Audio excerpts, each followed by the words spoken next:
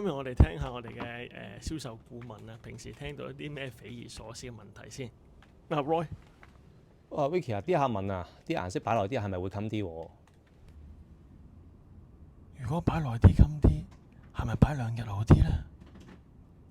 顏色咧理論上咧喺佢嗰個嘅操作時間完成咧沖水咧就已經係最好噶啦。咁啊顏色一般咧嘅操作時間都係30分鐘啦。咁30分鐘裏邊咧已經完成晒佢嗰個化學作用咁滯噶啦。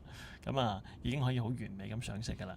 咁所以你染頭髮，你覆蓋白髮又好，做潮流顏色都好，或者你漂完頭上色都好啦。咁啊大約30分鐘度咧就已經完成晒整個嘅上色過程。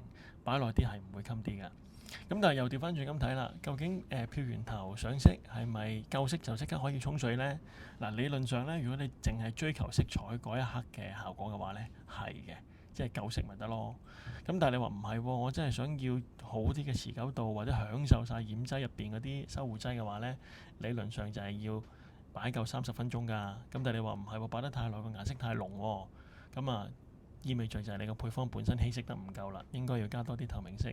咁啊，令到佢俾多啲時間上色，咁啊顏色反而會好啲嘅。